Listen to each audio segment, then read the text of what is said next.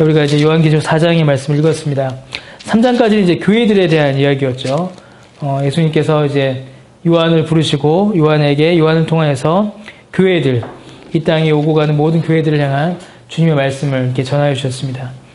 이 7 교회의 환상을 보고 난 이후에 주님께서는 요한을 이제 성전으로 이끌어 올리십니다. 근데 그 성전이 하늘의 성전이죠. 요한은 그래서 지금 환상 가운데에 천국을 보고 있는 것입니다. 이 요한계시록 4장, 5장은 이제 읽으시면서 느끼셨겠지만 찬송으로도 많이 부르는, 가사로도 많이 쓰이는 장입니다. 요한이 하늘에 올라가서 그곳에서 일어나는 일들을 이제 하나님께서 보여주시고 그 일들을 이제 보는 것이죠. 이후에 마땅히 일어날 일들을 내가 네게 보리라, 이렇게 1절에 이렇게 말씀하고 있습니다. 천상의 성전, 천국에서 하는 일은 다름 아닌 예배입니다. 여러분, 천국에서 가장 중요하게 이루어지는 일은 예배입니다. 삼위일체 하나님을 직접 뵙고 그 앞에 나아가 천사와 함께 하나님을 찬송하고 하나님의 말씀을 듣고 하나님과 사귀는 그 일, 그 교제, 그 예배야말로 천상에서 일어나는 가장 중요한 일이요, 가장 많이 일어나는 일이요, 천상에서 우리가 영원히 누릴 기쁨이요, 즐거운 일이죠. 그래서 이제 이 요한이 천상의 하늘에 올라가서 천상의 성전, 하나님께 예배하는 그것을 목격하여 기록하고 있는 것입니다. 이 성전의 모습들은 땅에 있는 성전의 모습들을 좀 많이 반영하고 있습니다. 그래서 이제 좀 하나씩 살펴보겠지만은 여기에 표현되는 내용 하나하나가 이 땅 위에 있었던 그 성전, 좀 더 나아가 지금 교회의 모습들을 하나하나 반영을 하고 있는 것을 이제 볼 수가 있습니다. 여러분, 하나님의 백성들이 모여 있는 곳인 그 천국에서 가장 중요하게 이루어지는 일이 예배라면 이 땅 위에서 살고 있고 이 땅 위에서 주의 이름으로 모이는 교회, 그리고 성도가 가장 중요하게 해야 될 일 역시 예배입니다. 그래서 예배는 신자에게 있어서는 작게는 경건의 가장 기초적이고 기본적인 표징인 동시에 예배는 신자와 교회가 이 땅에서 가장 중요하게 힘써야 할 일, 혹은 그 본질이다라고 할 수 있습니다.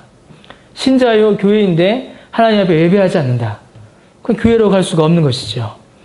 이 4장과 5장은 전체가 천상의 예배를 우리에게 보여줍니다.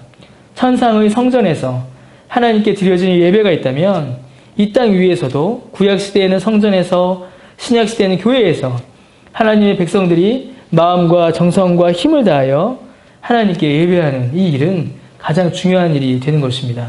그래서 오늘 다음 주 이렇게 요한계시록 4장 5장을 볼 텐데 다른 것보다 우리가 좀 생각해 볼 것은 과연 우리가 이 요한계시록의 말씀과 같이 예배를 정말로 귀하게 여기고 있는가, 예배가 어떠한 것인지 우리가 하나씩 하나씩 살펴볼 텐데 과연 그 말씀이 우리에게 실제로 적용되어서 우리가 하나님께 드리는 그 예배를 정말로 소중히 참여하고 있고 행하고 있는가, 우리의 예배의 모습을 먼저 좀 돌아보게 되기를 바랍니다.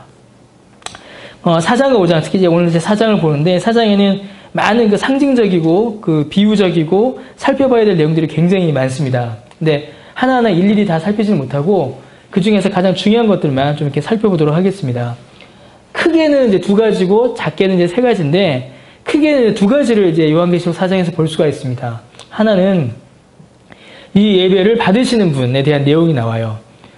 누가 예배를 받으시는가, 이 예배의 대상이 누구인지 나오고, 다른 하나는 예배하는 자, 누가 예배하는가에 대해서 나옵니다. 먼저는 예배를 받으시는 분이 나타납니다. 여러분, 예배를 받으시는 분은 누구실까요? 하나님이시죠. 하나님이십니다. 삼위일체 하나님이 예배를 받으십니다. 삼위일체 하나님께서 이 땅 위에서도 또 천상에서도 모든 성도들로부터 예배를 받으십니다. 우리가 이제 지난주까지 7교회를 보면서 교회가 나오면 제일 먼저 나오는 게 예수님이 어떤 분이신가가 나왔죠. 이것도 이제 그렇게 비슷합니다. 그렇다면 예배를 받으시는 하나님은 어떤 분이신가가 가장 먼저 등장하게 됩니다. 2절에 보니까 요한이 이렇게 말하죠.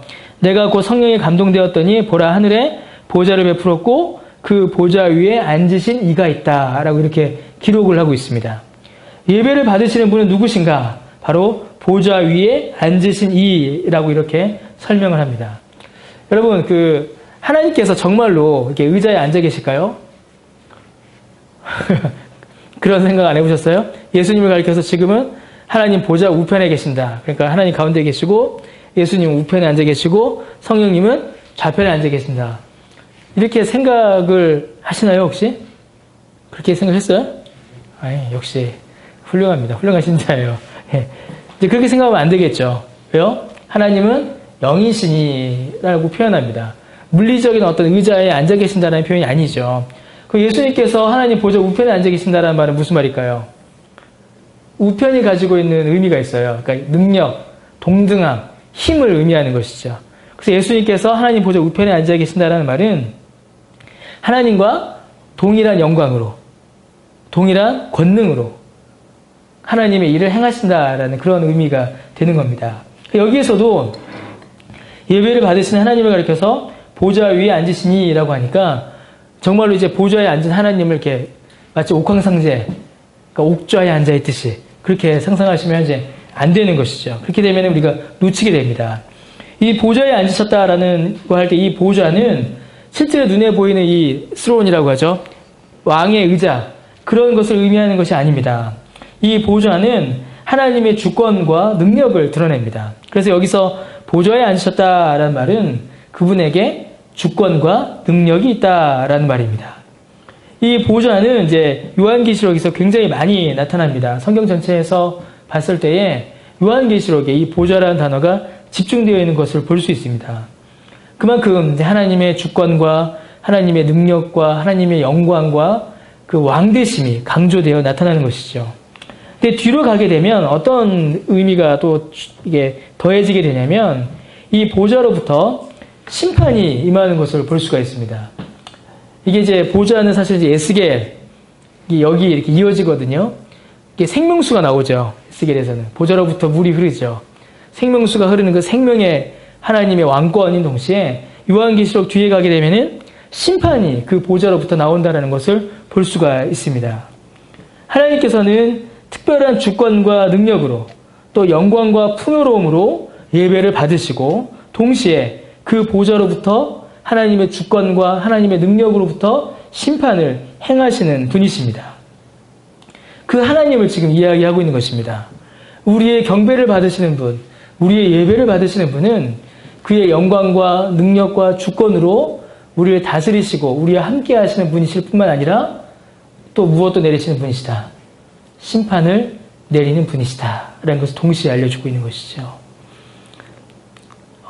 우리가 얻을 유익, 우리가 받을 위로는 바로 여기에 있습니다. 온 땅을 주관하시고 온 땅을 만드시고 온 땅을 섭리하시고 다스리시는 그 하나님.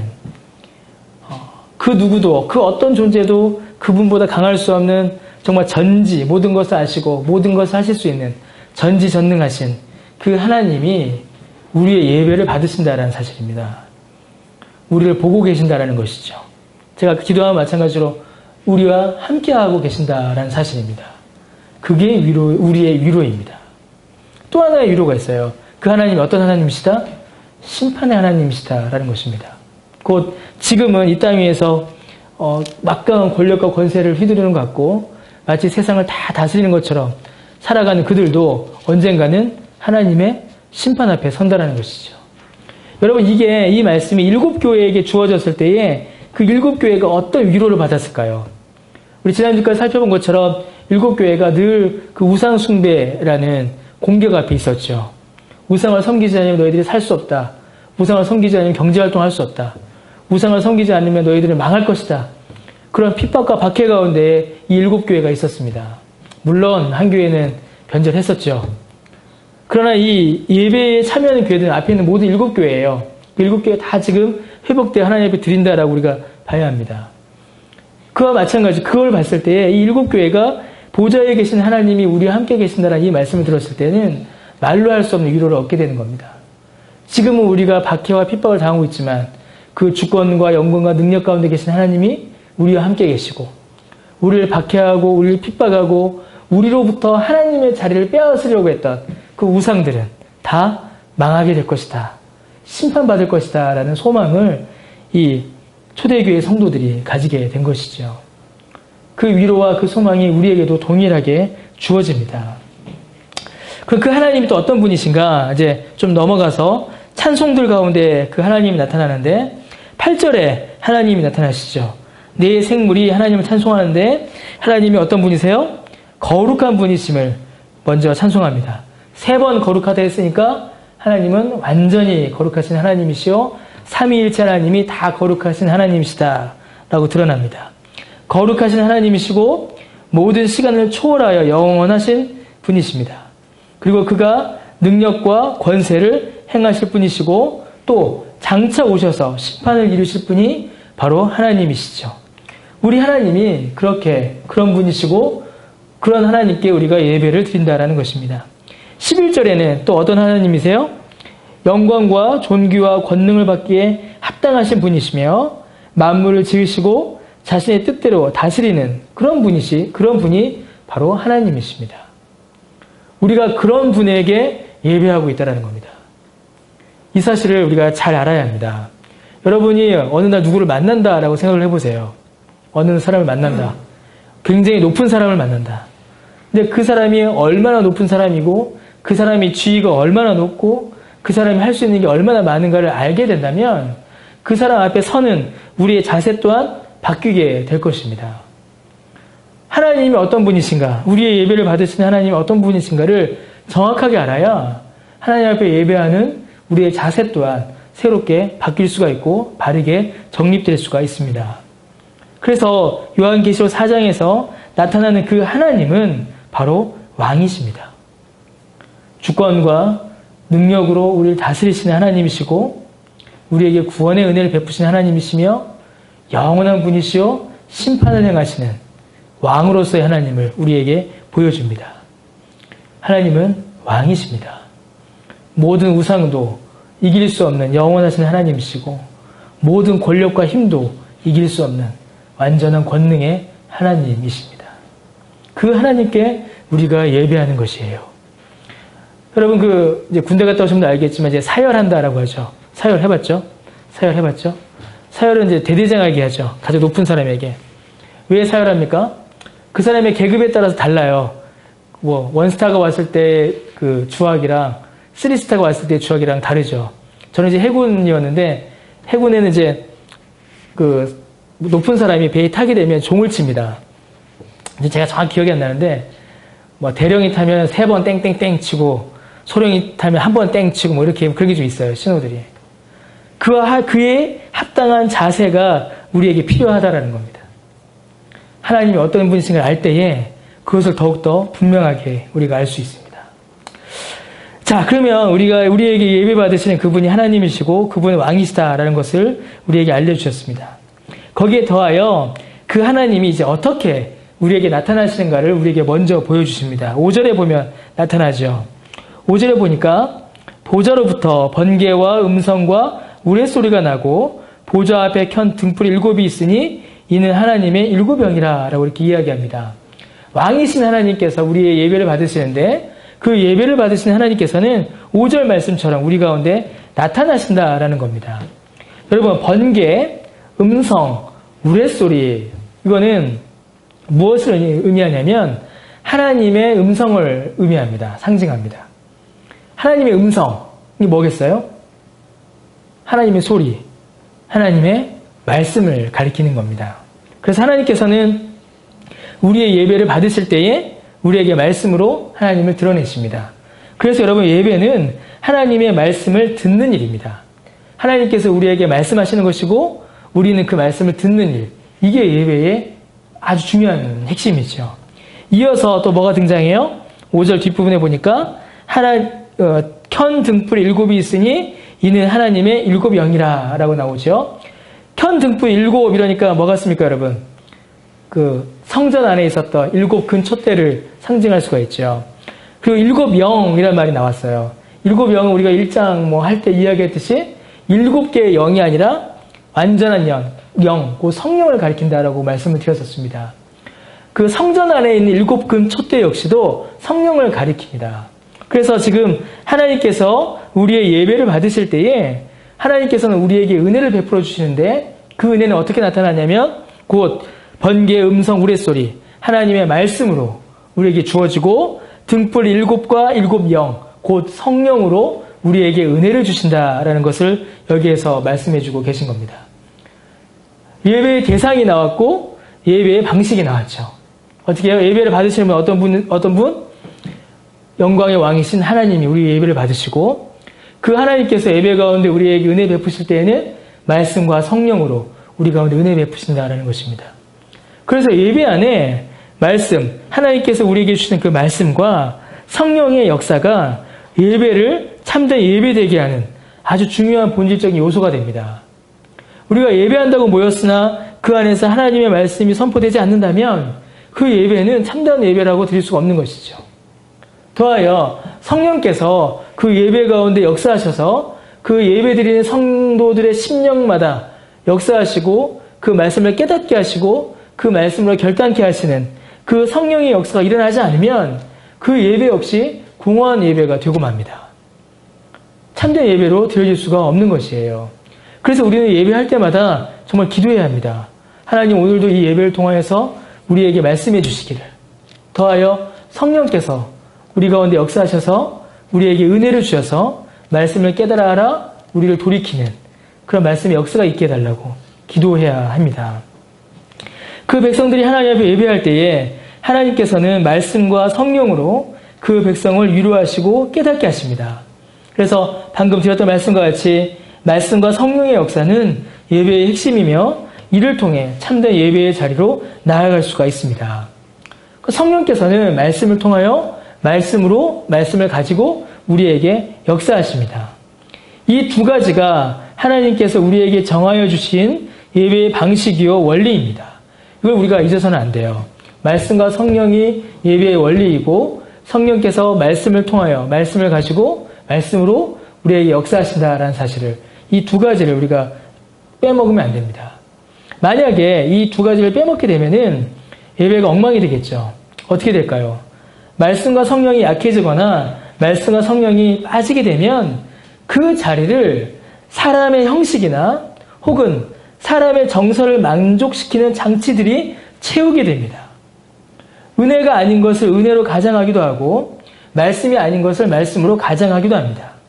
하나님께서 주시는 은혜를 말씀과 성령을 통하여 받지 못하게 되면 사람은 여러 가지 장치와 도구들, 형식을 사용해서 그것을 만들어내려고 합니다. 점점 참된 예배로부터는 멀어지게 되는 것이죠. 이에 대해서는 이제 뒤에 한번 좀 더 다루도록 하겠습니다.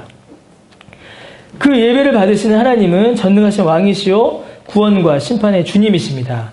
그런데 그 하나님에 대한 매우 중요한 설명이 6절에 등장합니다. 자, 우리 예배를 받으시는 분이 어떤 분이신가? 하나님이시다. 그럼 어떻게 우리에게 은혜 주시는가? 말씀과 성령으로 주신다. 그럼 그 은혜 받고 난 이후에는 어떤 결과가 있는가? 그게 이제 6절이에요. 6절에 보게 되면 그 하나님께서 은혜를 베푸셔서 어떤 결과가 나타나는데 그 보좌 앞에 수정과 같은 유리바다가 있다라고 설명합니다. 아까 설교 초대에 말씀드린 바와 같이 하늘의 성전은 이 땅 위의 성전을 이제 반영하고 있다라고 제가 말씀드렸죠. 그런데 정확히 이야기하면 하늘에 있는 성전을 이 땅의 성전이 반영하고 있는 것이죠. 원래는 이제 위에 게 먼저니까요. 그렇게 우리가 이해하는 게 맞습니다. 자, 그래서 이 수정과 같은 유리바다는 어떻게 이해하냐면 물두덩으로 이해를 먼저 합니다. 여러분 기억나시나요? 성전이 있으면 이게 성막 안에 들어가기 전에 번제단이 있죠? 그 번제단 앞에 뭐가 있어요? 물두덩, 노수로 만든 큰 물 항아리가 있었죠. 그래서 하나님 앞에 번제를 드리기 전에 제사장이 어떻게 해요? 거기서 항상 씻어야 합니다. 거룩하신 하나님 앞에 나아가기 위해서는 먼저 어떻게 된다고요? 씻어야 합니다. 거룩한 자, 정결한 자, 씻음을 받지 않은 자가 하나님 앞에 나와 예배할 수가 없기 때문입니다. 그래서 하나님 앞에 예배한 자는 먼저 씻으라, 먼저 정결해져라 라고 이렇게 그 물두덩을 두었죠. 그래서 이 물두덩은, 그리고 그 물은 그리스도와 그리스도의 보혈을 상징합니다. 왜냐하면 그리스도의 보혈만이 우리의 죄를 씻어주기 때문입니다. 그래서 어떻게 될까요? 그 물두덩이의 물을 씻으면서 야, 이 물이 나의 죄를 씻긴다가 아니라 나는 이 물로 씻지만 보혈이, 우리 구주의 보혈이, 메시아의 보혈이 나의 죄를 완전히 씻길 것이다. 이렇게 바라봐야 하는 것이죠. 거룩한 하나님의 보좌 앞에 이런 물이 있다라는 것은 그래서 성전에서 물두덩이 가진 기능과 비슷한 성격을 이제 보인다라고 설명합니다. 보좌에 계신 하나님 앞에 가기 전에는 뭐 해야 된다? 먼저 죄를 씻어야 된다. 그래서 그 앞에 수정과 같은 유리 바다가 있다. 이렇게 설명한다라는 것이죠. 자, 그런데 이제 단순히 그 물두덩에서만 그치지 않고 이 수정과 같은 유리 바다는 한 가지를 더 좀 설명합니다. 이게 뭘 설명하냐면 이스라엘 백성들이 출애굽했을 때 어디를 건너죠, 여러분? 바다를 건너죠. 홍해바다. 그 홍해바다를 비유합니다. 그런데 그 홍해바다는 어떤 바다였어요? 이스라엘 백성들이 건너오는 이스라엘 백성들에게는 어떤 바다였습니까? 고린도전서에 보니까 세례의 바다였어요. 구원을 받는 세례의 바다였고 애국 군대에게는 그게 무엇이 되죠? 죽음을 당하는 심판의 바다가 됐죠. 그래서 여기 앞에 있는 이 바다는 수정과 같은 그 유리 바다는 그 홍해 바다의 이미지를 가져옵니다. 자, 요한계시록에서 여러분 바다는 여러 가지 의미로 이제 여러 번 나타납니다. 그런데 요한계시록에서 나타나는 바다는 평안하고 잔잔한 곳이 아닙니다. 정확히 보게 되면 우리가 이제 오는 주일날 이제 살펴볼 말씀인데 예수님께서 제자들과 이 갈릴리 호수를 건너실 때에 어떤 일이 벌어지죠?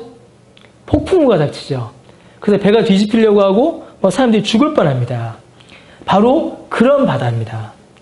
요한계시록에 나오는 바다는 평안하고 잔잔한 바다가 아니라 전부 다 파도가 치고 재앙을 일으키는 그런 바다예요. 그래서 요한계시록에 나타나는 그 짐승들이 있습니다. 사람을 괴롭히게 빠뜨리는 그 용. 그 용들이 어디서 나오냐면 전부 다 바다에서 나와요. 그래서 요한계시록에서 바다는 그리 좋은 곳이 아닙니다. 재앙과 고통의 시작이요, 시험의 시작점이. 그래서 막 풍랑을 일으키고 하나님의 백성들을 삼켜 죽이려고 하는 그런 이미지로서의 바다예요. 그런데 그 바다가 하나님의 보좌 앞에서 어떻게 됐습니까? 고요하고 잔잔해졌죠. 고요하고 잔잔하다 못해 수정과 유리처럼 깨끗해진 겁니다. 그래서 지금 이 말씀, 6절 말씀 앞에 6절에 있는 보좌 앞에 있는 수정과 같은 유리바다는 아주 중요한 의미를 갖게 되는 것이에요. 그 보좌 앞에, 하나님 앞에서 폭풍 후에 휘몰아치던 그 바다도, 믿는 신자들을 삼키려고 달려들던 그 파도도, 그 바다로부터 시작된 모든 고난과 환난과 짐승들의 공격도 전부 다 하나님 앞에서 잠잠해진 것입니다. 믿는 신자들을 죽이려고 달려드는 그 모든 고통, 환난, 공격들이 잠잠해진 것이에요. 마치 예수님께서 잠잠하라 라고 말씀하시니까 그 휘몰아치던 갈릴리 호수가 잠잠해진 것 같이 하나님의 보좌 앞에, 하나님 앞에 그 백성들을 공격하던 그 모든 바다의 풍랑들이 잠잠히 가라앉은 것입니다. 하나님께서 베푸신 은혜가 바로 이러한 것이죠. 이것도 우리 가운데 적용될 수가 있겠죠. 우리를 향하여 오는 모든 세상의 시험과 공격과 고통들, 우리의 믿음을 무너뜨리려고 하는 사단의 유혹들, 많은 세상의 유혹들이 우리의 믿음을 넘어뜨리려고 옵니다. 그래서 어떻게 돼요? 죄를 지으면 우리의 마음에 풍랑이 일어나죠. 죄를 저지르게 되면 마음이 불편해지고 괴로워집니다. 힘들어지고 그 모든 마음의 풍랑들, 죄의 유혹들, 우리를 정말 삼키려는 듯한 그 바다의 그 높은 파도들, 그 모든 것들이 하나님 앞에 잠잠해지게 된다는 것입니다. 그래서 우리가 죄를 이기려면 어디 있어야 돼요? 하나님 앞에 있어야 합니다. 하나님의 보좌 앞에 나와야 돼요. 하나님 앞에 예배하는 길이 우리에게 닥쳐오는 죄의 풍랑을 잠잠케 하는 첫 번째 일이요, 본질적인 일이요, 가장 강력한 힘이 되는 것입니다. 여러분, 이 말씀을 듣는 초대교회 성도들은 또 얼마나 큰 위로를 받았겠어요. 우리는 초대교회 성도들보다는 편하게 살겠죠. 간접적인 공격도 있을 거고 초대교회 성도들만큼 직접적으로 우리의 목에 칼을 겨누며 우리 믿는 신앙을 무너뜨리려고 하는 자들은 우리는 없습니다. 그러나 초대교회 성도들은 그들의 목에 칼을 들이밀고 있었고 일곱 교회는 예수 믿는다는 것만으로도 경제활동을 할 수 없는 심각한 위기에 놓여 있었습니다. 그때 이 말씀이 얼마나 위로가 됐겠습니까? 그 보좌 앞에 나아가면, 주님 보좌 앞에 나아가면 나를 향하여 오는 이 모든 풍랑과 공격과 위험이 전부 다 어떻게 된다? 잔잔해진다. 평안해진다. 우리 찬송 중에 캄캄한 밤 사나운 바람 불 때라는 찬송이 있어요. 몇 장인지 모르겠네요. 혹시 아세요, 여러분? 죄송합니다. 잠깐만요. 제가 부르진 않을게요. 제가 지금 목이 아파갖고 가사를 읽어드리겠습니다. 345조 이게 김한란 박사가 아마 맞네요. 김한란 박사가 이제 작사한 건데 캄캄한 밤 사나운 바람 불 때 만경창파 망망한 바다에 외로운 배 한 척이 떠나가니 위태하구나 위태하구나. 우리 인생이 그런 거죠. 그런데 비바람이 사납게 몰아치고 그 성난물 큰 파도 일대에 저 뱃사공 어쩔 줄 몰라하니 가련하구나 가련하다. 3절 절망 중에 그 사공 떨면서도 한 줄기의 밝은 빛 보고서 배 안에도 하나님 계심 믿고 기도 올린다 기도 올린다. 4절 아버지의 이제인 구보보사 성남풍랑 잔잔케 하시고 이 불쌍한 인생을 살리소서 오 하나님 우리 하나님. 5절 모진 바람 또 험한 큰 물결 이제 아무리 성내어 덮쳐도 권능의 손 그노를 저으시니 오 잔잔한 바다 잔잔한 바다. 이렇게 찬송합니다. 찬송가 345장이죠. 이 요한계시록의 고백과 같은 고백을 하고 있는 것이에요. 우리를 향하여 오는 공격들, 시험들, 내 안에서 일어나는 유혹들 얼마나 많은 풍랑이 우리를 덮쳐오는지 모릅니다. 그런데 우리가 하나님 앞에 설 때에, 하나님 앞에 예배할 때에, 하나님을 배울 때에 그 모든 풍랑이 잔잔해진다라는 것이죠.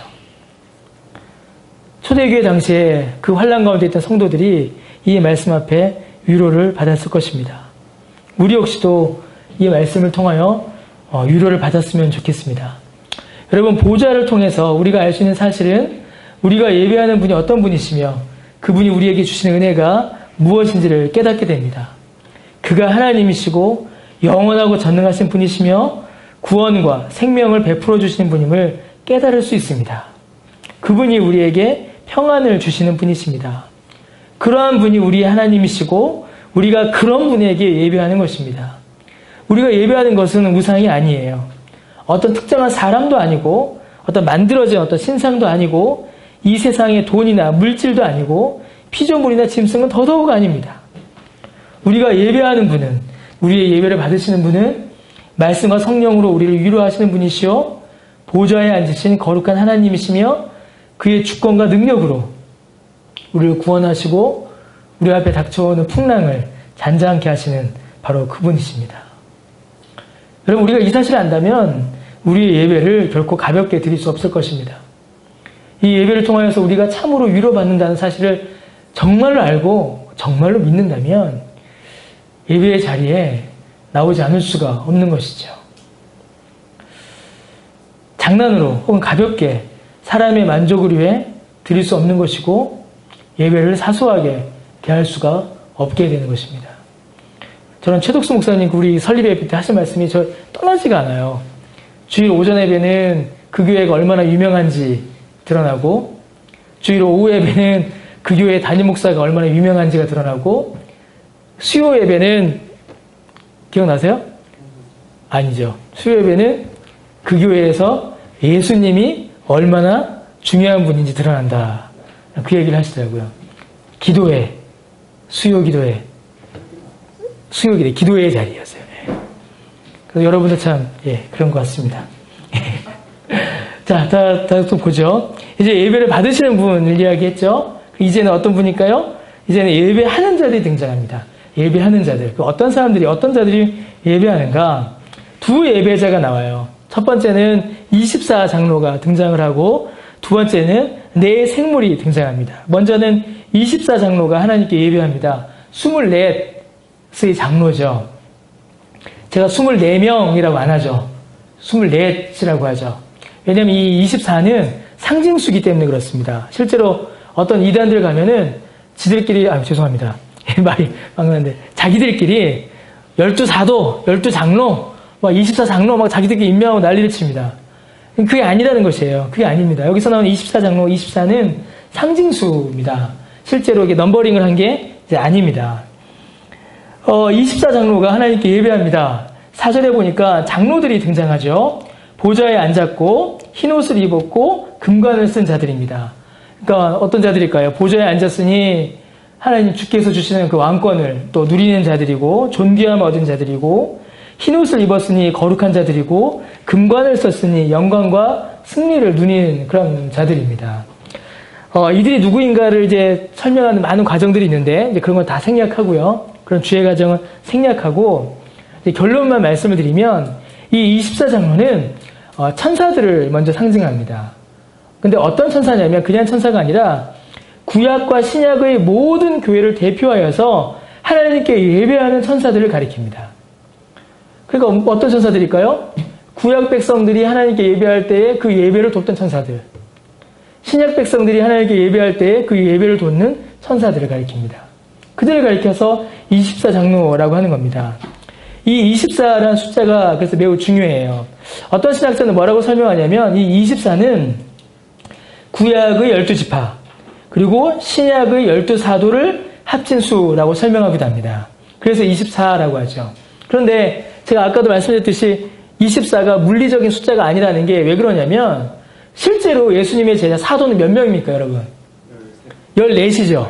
그쵸? 12이었다가 마지막에 마띠아와 바울이 더해지니까 실제로는 사도가 14이에요. 가룟 유다가 빠지긴 합니다만.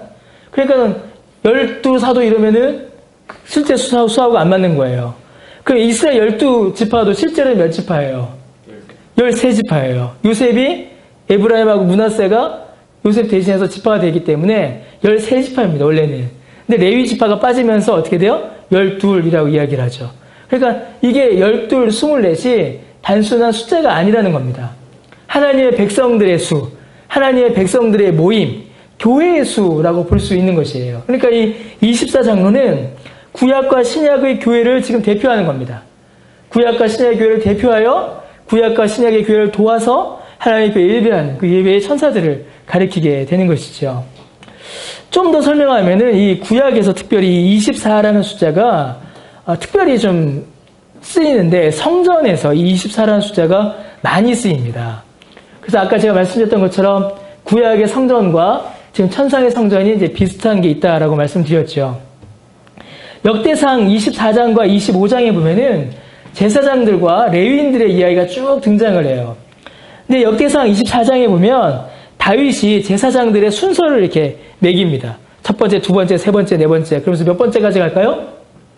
맞춰보세요. 몇 번째까지 갈까요? 그렇죠. 24번째까지 갑니다. 이걸 가리켜서 뭐라고 해요? 24반차라고 합니다. 제사장들의 24반차. 그래서 뭐라고 합니까? 그 세례 요한의 아버지가 성함이 어떻게 되셨죠? 지금 생각이 안 나네요. 성전에 제사하러 갈 때 뭐라고 하세요? 반차, 제사장의 반차를 쫓아 성전에 제사하러 갈 때에 이렇게 기록되어 있습니다. 그러니까 제사장 가문을 24수로 나누어서 순서대로 이제 하나님 앞에 예배를 드리게 한 것이죠. 역대상 25장에 보면은 성전에서 찬양하는 레위인들이 등장해요. 그 레위인들은 성전에서 찬양하고 예배를 지도합니다. 근데 이 레위인들 역시 순서를 나누는데 어떻게 나눌까요? 예, 24수로 나눠요. 역시. 그래서 이 24의 순서는 성전에서 예배를 돕는, 성전에서 예배에 참여하는, 성전에서 예배를 인도하는 자들의 수가 바로 이 24입니다. 그래서 이 24장로들은 구약에서 이스라엘 백성들의 제사, 성전에서 드린 예배를 돕고 인도하고 대표하던 제사장들과 레위인들을 반영하고 있는 것이죠. 대표하는 예배자요, 예배를 돕는 자들이 바로 이 장로들, 24장로들, 천사들이 되는 것입니다. 자, 그런데 요한계시록에서 굳이 장로라고 이름을 하고 있어요. 구약에 있었던 제사장, 구약에 있었던 24제사장, 구약에 있었던 24레위 안 하고 24장로라고 말합니다. 왜 그럴까요, 여러분? 이 장로라는 쓰는 이유는 이제 의미가 있는 것이죠. 장로는 언제부터 등장했죠? 구약부터 등장했죠. 모세 때부터. 예, 출애굽기부터 시작했죠. 거기. 그런데 실제로 교회 안에서 장로의 직분이 구체적으로 세워진 것은 어디예요? 신약시대에 들어와서입니다. 여기에서 24장로라고 말하고 있는 것은 신약의 교회에도 이것이 적용된다라는 것, 그것만을 의미하는 것이 아니라 이 땅에 있는 장로들, 교회에 있는 장로들에게도 이러한 역할이 주어지기 때문입니다. 매우 중요한 사실이에요. 장로, 두 가지죠. 장로는 가르치는 목사와 다스리는 장로를 합쳐서 다 장로라고 합니다. 이 장로들의 가장 궁극적인 역할은 성도들의 예배를 돕고 그들이 바르게 예배하도록 인도하는 일입니다. 이 땅에 있는 장로들이 감당해야 될 일이라는 것이죠. 이를 위해서 말씀을 바르게 전해야 하고 성례가 바르게 진행되도록 그 일을 또 감당하는 자들이 바로 장로입니다. 그래서 이 땅의 장로들은 이 일에 전념하고 예배가 온전히 이루어질 수 있도록 많은 수고와 정성, 노력을 아끼지 말아야 하며 이 일을 위해 성도들을 돌아보고 살피는 일을 감당해야 합니다. 그래서 지난번에 말씀드렸던 것 같은데 원래 이제 종교개혁 이후에 세워졌던 개혁교회들 혹은 청교도 교회들은 우리가 이번 주일에 성찬이 있잖아요. 그 성찬이 있는 주간에 장로들은 거의 집에를 못 들어갔습니다. 왜 그랬을까요? 교인들 다 뭐예요? 신방했습니다. 이 성찬이 있는 기간에. 이 성도가 한 주간 신앙생활 잘하여서 주일에 성찬을 받을 텐데 고린도전서에 있는 말씀처럼 자기의 죄를 먹고 마시는 그런 실수를 범하지 않도록 이 성도가 경건하게 삶을 유지하고 있는가를 한 주 동안 쭉 돌아본 것이죠. 이게 장로의 역할이었던 것입니다. 성도들이 바르게 예배할 수 있도록 돕는 일. 그 일이 오늘날 교회의 장로들에게도 요구되고 있다는 것을 이 말씀을 통해서 우리가 확인해 볼 수가 있습니다. 자, 또 하나님 앞에 예배하는 자들이 나오죠. 6절에 보니까 네 생물이 등장합니다. 24장로가 있었고 네 식물이 이제 등장해요. 이 네 생물은 어때요, 여러분? 모습이? 첫째는 뭐 같아요? 사자 같고, 둘째는 뭐 같고? 송아지 같고, 셋째는 얼굴이 사람 같고, 넷째 생물은 날아가는 뭐 같다? 독수리 같다라고 이렇게 설명합니다. 이 네 생물은 이 땅 위에 존재하는 모든 피조물들을 대표하고 상징합니다. 이게 이 네 생물의 첫 번째 의미예요. 그래서 하나님께서 지으신 모든 피조물들은 하나님 앞에 예배하는 것이 마땅합니다. 사람이든 짐승이든 뭐든지 이 땅에 있는 모든 피조물은 하나님께 영광을 올려드리기 위하여 존재하고 하나님께 예배해야 되는 것이죠. 자, 그런데 이 네 생물은 단지 피조물만을 의미하지 않고 뒤로 가면 매우 중요한 역할을 감당하게 됩니다. 아까 보좌를 이야기했던 것과 비슷한 흐름이에요. 무엇이냐면 이 네 생물은 이제 뒤로 갈수록 어떤 역할을 감당하게 되냐면 이 땅 위에 임할 심판을 실제로 행하는 존재들입니다. 이 네 생물이. 그래서 6개의 날개와 많은 눈이 있다라고 설명되어 있죠. 그러니까 실제로 이걸 그림을 그리면 안 됩니다. 여러분. 그림을 그리면 이상해져요. 눈이 그리면 얼마나 많아요. 6절에 보니까 앞뒤에 눈들이 가득하답니다. 그러면은 징그럽죠. 눈만 있어야 돼요. 이거 그릴 수 없는 거예요. 물리적인 게 아닙니다. 이거를 그냥 물리적으로 이렇게 상상하시면 안 돼요. 육체적으로. 그러니까 이거 뭘 말하겠습니까? 6개의 날개와 많은 눈. 6개의 날개면은 날개가 세 쌍이죠. 그러니까 어떻게 돼요? 움직이는 게 굉장히 빠르고 밀접하다라는 겁니다. 그러니까 다니지 못하는 곳이 없는 거예요.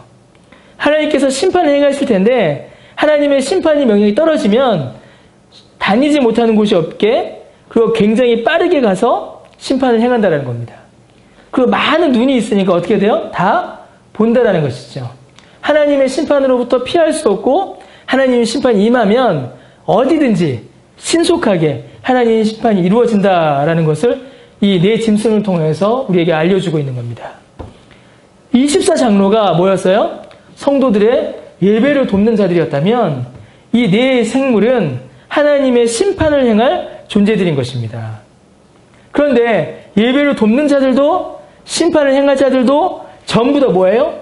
하나님 앞에 나와 찬송하고 예배하죠. 영광의 생명과 구원도 영원한 심판의 저주도 모두 하나님의 권능의 보좌로부터 나오는 것이며 그 모든 것을 통하여서 하나님께서 영광 받으시고 하나님께서 찬송 받으신다는 겁니다. 그것을 우리에게 보여주고 있는 것이죠. 이들을 통해서 우리가 한 가지 이제 마지막으로 유심히 볼 것이 하나 있습니다. 24장로와 네 생물이 예배하는 태도와 자세입니다. 예, 죄송합니다. 오늘은 좀 탁 빨리 끝내려고 했는데 좀 더 길어졌네요. 원고는 짧은데. 요거만 이야기하고 이제 마무리하죠. 8절에 보니까 이 네 생물이 어떻게 예배합니까? 8절에. 또 눈이 가득해요. 네 생물은 각각 6날개 가졌고 그 안과 주위에 눈들이 가득하대요. 그들이 어떻게 예배해요, 여러분? 밤낮 쉬지 않고 예배합니다. 하나님을 향한 찬송과 예배가 끊어지지 않는 것이에요. 천상에서는 우리가 그렇게 예배할 것입니다. 그러면 우리 여러분, 이 땅에서는 우리가 그렇게 할 수 있을까요? 그렇게 못하죠. 그렇게만 할 수 있다면 얼마나 좋겠습니까? 그러나 우리에게는 지금 이 땅에서 사는 동안에는 실제로 그러한 시간과 그러한 영광이 여러분 허락되지 않았습니다. 어떻게 하루 종일 예배하면 제일 좋은 거예요. 하나님이 제일 좋은 분이시니까. 근데 우리가 그거를 부담으로 느낀다는 것 자체가 우리가 타락했다는 증거입니다. 그래서 우리에게는 그런 시간과 영광이 허락되지 않았습니다. 그저 우리에게 주어진 예배의 기회들만이라도 놓치지 않고 선용하기를 바랄 뿐입니다. 예배가 이렇게 좋고 귀하며 우리에게 은혜를 주시는 길이라면 이를 놓치고 외면할 이유가 어디에 있겠습니까? 이 네 생물이 시간을 끊이지 않고 밤낮 쉬지 않고 하나님 앞에 찬송하였듯이 우리도 그렇게 찬송하는 것이 마땅합니다.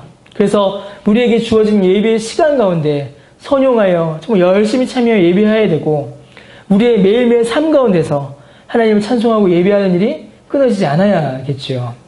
또 하나 있습니다. 이 24장로들의 모습입니다. 10절 말씀에 보시면요. 이들이 24장로가 하나님 앞에 예배할 때 어떻게 예배하냐면 보좌에 앉으신 이 앞에 엎드려 경배하고 자기의 관을 보좌 앞에 드립니다. 하나님 앞에 엎드려 예배하고 자신의 영광, 자신을 높이는 모든 것들을 그 앞에 내려놓고 겸손히 고개를 숙여 예배합니다. 24장로가 하나님 앞에 엎드려 경배하고 엎드려 예배하죠. 여러분, 이 24장로들이 드리는 예배의 모습은 아주 중요합니다. 성경에서 이와 반대되는 예배의 모습들이 있기 때문에 그래요. 구약 성경에 보면 대표적으로 두 군데에서 이와 반대되는 모습을 볼 수 있습니다. 출애굽기 32장에 보면 모세가 하나님께 율법을 받으러 간 사이에 이스라엘 백성들이 뭘 만들어요? 금가락지와 금덩이를 모아서 금송아지를 만들죠. 그리고 그 금송아지를 만들고 그 앞에서 이 사람들이 예배합니다. 출애굽기 32장 6절을 보게 되면 이튿날에 그들이 일찍도 일어났죠. 번제를 드리며 화목제를 드리고 백성이 앉아서 먹고 마시며 일어나서 뛰놀더라 이렇게 기록되어 있어요. 24장로들은 하나님 앞에 엎드려 경배하는데 우상을 섬기는 제사는 먹고 마시고 즐기며 일어나 뛰노는 제사를 드리는 겁니다. 열왕기상 18장에 보면은 이제 엘리야하고 바알의 제사장들이 싸우죠. 어디서 싸워요? 갈멜산 위에서. 아합과 이세벨의 그 바알의 제사장들과 엘리야가 붙습니다. 이 바알의 제사장들이 먼저 제사를 해요. 제단에 송아지를 놓고 하늘에서 불이 떨어지기를 기도합니다. 그런데 열왕기상 18장에 보면은 뭐라고 기록되어 있냐면 그들이 제단 주위를 돌며 뛰어놀더라 라고 되어 있어요. 뛰어놀더라 라고 기록되어 있습니다. 여러분, 이는 분명히 외적인 예배 형태의 차이를 말합니다. 예배 중에 우리의 정서가 하나님 앞에 반응하게 되어 있습니다. 우리의 정서가. 그런데 어떻게 반응하냐가 중요해요. 우리의 정서의 반응은, 우리의 정서는 굉장히 연약해서 여러 가지 장치들로 우리의 정서는 반응합니다. 음악이라든가 뭐 조명이라든가 그런 것들로 우리의 정서가 막 기쁘기도 하고 슬프기도 하고 막 그래요. 그래서 우리의 정서가 바르게 반응하려면 지식으로 인하여서 우리의 정서가 반응해야 합니다. 깨달은 바에 의하여 반응하는 것이 옳아요. 하나님 앞에 나올 때 우리는 큰 격차를 이제 깨닫게 됩니다. 존재론적 격차를 경험하게 돼요. 하나님은 어떤 분이세요? 영원하고 완전하신 분이시고 우리는 어떤 분이 아니죠. 우리는 어떤 존재예요? 아주 미미하고 연약하고 순간에 사는 존재임을 우리가 알게 됩니다. 하나님과 우리 사이의 그 존재가 얼마나 다른가 그 격차를 알게 돼요. 또 하나 알게 됩니다. 도덕적 격차를 우리가 경험하게 됩니다. 하나님은 어떤 분이세요? 완전히 거룩하신 분이시죠. 죄가 없는 분이세요. 그런데 우리는 어떤 존재입니까? 죄인이죠. 그래서 우리가 하나님 앞에 나아갈 때에 하나님 앞에 우리가 설 수 없는 죄인이구나라는 사실을 깨닫게 됩니다. 그러면 이 사실을 깨닫게 됐을 때 우리 안에서 나오는 정서는 뭐가 될까요? 두 가지입니다. 세 가지예요. 경외함과 겸손함과 감사입니다. 왜 경외하겠어요? 왜 두려워하겠습니까? 거룩하신 하나님 앞에 죄인인 내가 심판받아 죽을 수밖에 없구나라는 데서 경외함을 느끼게 되겠죠. 겸손해지게 됩니다. 왜요? 나는 요거밖에 안 되는 존재임에도 불구하고 영원하신 하나님께서 나를 사랑하셨구나. 거기에 대한 겸손함을 느끼게 되겠죠. 감사를 느끼게 됩니다. 그거밖에 안 되는 나를 위해서 하나님이신 예수 그리스도가 나를 위해 죽으셨고 그 보혈로 말미암아 나를 구원하셨구나라는 그 감사를 느끼게 되는 것이에요. 경외와 겸손과 감사가 신자가 하나님께 예배할 때에 경험할 수 있고 경험하는 바로 정서의 본질입니다. 근데 그 정서가 여러 가지로 표현될 수가 있어요. 우리는 때로는 눈물로 그 정서를 표현할 수가 있고 때로는 감사와 기쁨으로 그 정서를 표현할 수 있습니다. 찬양을 부르며 기뻐할 수 있고 찬양을 부르며 눈물 흘릴 수 있고 말씀을 드리며 하나님 앞에 기도하며 그 정서들이 표현될 수가 있어요. 단 어디에서 와야 된다? 하나님이 누구시며 하나님께서 내게 베푸신 은혜가 무엇인지를 깨달아 아는 그 지식에서 이 정서가 기인해 나와야 합니다. 그런데 이 지식, 곧 하나님이 어떤 분이신가, 하나님이 나에게 어떤 은혜를 주셨는가를 싸그리 무시한 채로 그저 내 기분만 풀어주기 위해서, 내 기분만 좋게 해주기 위해서 우리의 정서를 자극할 때가 있다는 것이죠. 아까 말씀드렸던 것처럼 조명을 사용해서, 음악을 사용해서, 혹은 설교 역시 가볍게 그런 사람의 정서를 만지는 것을 통하여서만 사람의 감정적 흥분을 끌어올리는 데에만 목적을 둘 때가 있다는 것입니다. 물론 우리의 예배가 저도 말씀드렸던 것처럼 감사와 기쁨이 넘칠 수 있습니다. 또 그러하죠. 모든 종류의 예배의 기쁨을 제가 부정하는 것이 아닙니다. 그러나 좀 더 본질적인 문제를 우리가 생각해 봐야 하는 것입니다. 과연 내가 무엇을 위하여 예배하고 있는가? 내가 하나님께 예배하고 있는가? 아니면 내 정서를 생각하고 있는가? 제가 앞에 든 그 구약의 두 경우는 극단적인 경우라고 할 수 있습니다. 그러나 우리가 예배에 참여할 때에 그 예배의 자세와 목적이 변질되어 얼마든지 이런 일이 우리에게도 일어날 수 있다는 사실을 우리가 좀 기억해야 할 필요가 있습니다. 이 모든 것을 통해서 이스라엘 백성들이 받았을 위로를 우리가 생각해 볼 수 있습니다. 모든 구원과 심판의 주요 창조주며 모든 것을 다스리시고 섭리하시는 그 하나님께서 우리의 예배를 받으십니다. 우리를 자신에게로 이끄시며 우리에게 구원의 길을 베풀어 주시는 것입니다. 예배는 바로 그 구원의 사실을 확인하며 그 은혜에 감사하며 이 땅을 살아갈 힘을 얻는 귀한 은혜의 통로입니다. 천상에서도 영원히 영광 가운데 이루어질 것이며 이 땅 위에서 살아가는 우리들에게도 더욱더 절실한 은혜의 통로입니다. 궁극적으로 여러분, 그래서 이 예배는 이 땅 위에서 누리는 천국의 기쁨입니다. 이 땅 위에서 미리 한번 맛보는 것이죠. 그래서 우리는 주일마다 그리고 우리가 예배할 때마다 이 땅 위에서 천국을 맛보게 되는 것입니다. 천국이 좋은 것임을 알고 그 나라를 간절히 바라며 거기에서 누리는 그 영광과 기쁨을 우리가 이 땅 위에서 예배를 통해서 경험하게 되는 것입니다.